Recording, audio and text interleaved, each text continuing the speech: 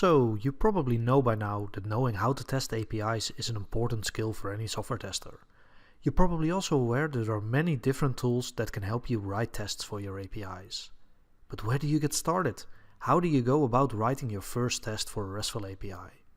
My name is Bas Dijkstra and I'm the Director of International Academy at Inspire Testing.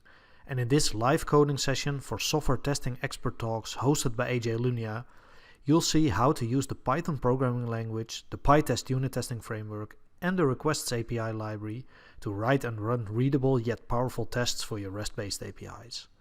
Among other things, you'll learn how to create and send API requests, how to check for specific properties of your API responses, such as status codes, response headers, and response body data, as well as how to create JSON request payloads to send to an API provider.